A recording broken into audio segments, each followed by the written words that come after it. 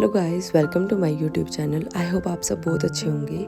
So guys, आज हमने क्या किया था कि टेम्प्रेरी नेल एक्सटेंशन की थी और बहुत ही ब्यूटीफुल जो कलर था और कॉम्बिनेशन था और नेल पेंट का डिज़ाइन था, बहुत ही प्यारा लगा क्लाइंट को भी।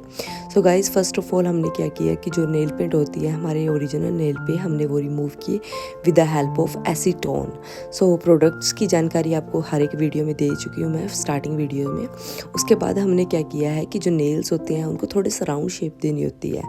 जब भी हम बफिंग का यूज़ करके हमने प्रॉपरली राउंड शेप दे दी, इसलिए उसके बाद हमने जो पुशर है with the help of pusher हमने जो क्यूटिकल्स है उनको पुश किया पीछे की तरफ। ये प्रोसेस इसलिए करते हैं हम कि जो हमारा क्या होता है कि नेल पेंट बाद में जो हमारे क्यूटिकल्स जो पीछे तक किए हैं उन तक अप्लाई हो जाए, ताकि बाद में जब ग्रोथ होगी तो बहुत ही अच्छा मतलब लेट ही प्रोसेस स्टार्ट होता है। वो नेल पेंट लेट वो रिमूव होती है। तो उसके बाद क्यूटिकल कटर की हेल्प से हमने क्यूटिकल कट किए।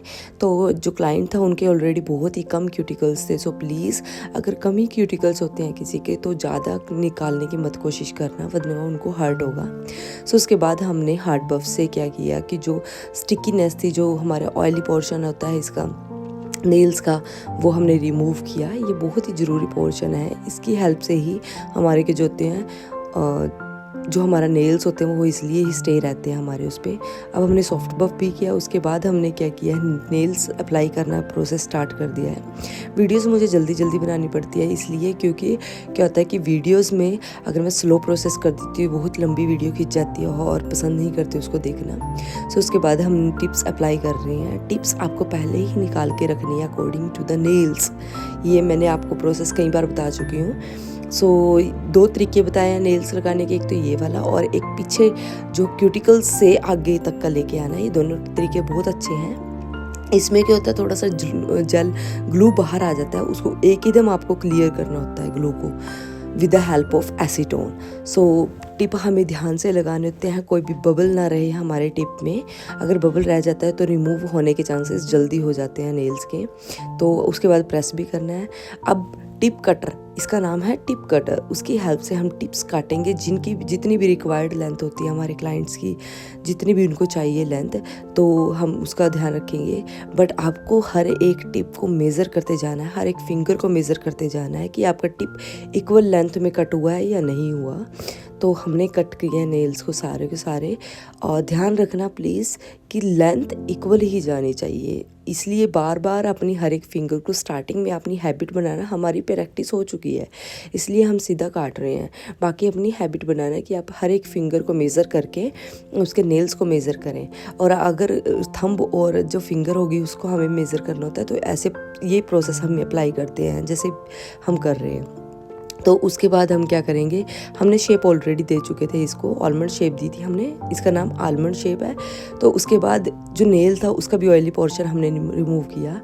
Third one is nail paint लगाते लगाते हम वीडियो बनाना भूल गए, तो इसलिए नेल पेंट के ऊपर अब जो डिज़ाइन क्रिएट कर रहे हैं उसकी वीडियो बनाई। तो नेल पेंट लगा के आपको उसको क्योर ज़रूर करना है।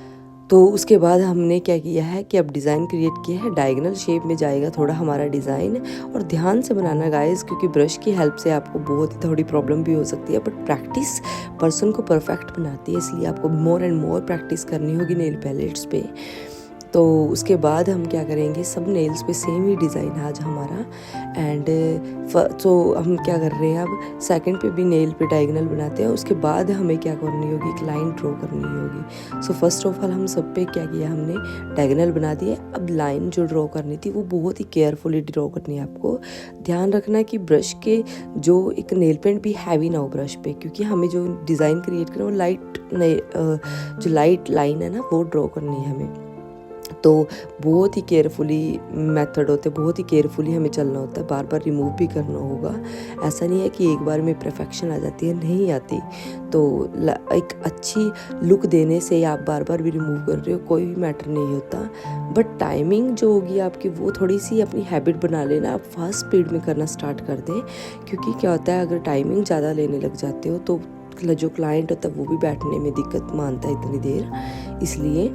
और अब फिर लाइन ड्रॉ कर रहे हैं। तो होप यू गाइस कि आप जो भी लाइन ड्रॉ करोगे आप पहले प्रैक्टिस बहुत करना उसके बाद हमारा ये पोर्शन है कि हमने ऐसे दोबारा एक लाइन ड्रॉ की। अब जो इसका बीच का पोर्शन खाली रहा है ना, छोटा सा पोर्शन, उसमें हमें स्पार्कल भरना है, इसलिए हमने ये डिज़ाइन क्रिएट किया है। तो उसके बाद हम सब नेल्स पे सेम ही डिज़ाइन क्रिएट कर रहे हैं। ऐसा नहीं है कि हम आज एक पे अलग कर रहे हैं दूसरे पे अलग कर रहे हैं, नहीं, आज सब के ऊपर सेम डिज़ाइन है हमारा। तो अब हमने क्या किया है, बहुत ही केयरफुली ये भी लाइन ड्रॉ किया है। सबका सेम सिस्टम चलेगा, हमारे सब नेल्स पे हम ऐसे ही ड्रॉ करेंगे। देखना इक्वल होना चाहिए हर एक उसमें, ऐसा नहीं है कि आप एक का जो पोर्शन है वो बड़ा रख दे, एक का पोर्शन छोटा रख दे, ऐसे नहीं चलेगा हमारा। तो उसके बाद आप एक चीज़ ध्यान रखना, हम क्योर करने वाला प्रोसेस नहीं दिखाते वीडियोस में, बट आप क्योर करना हर एक प्रोसेस के बाद।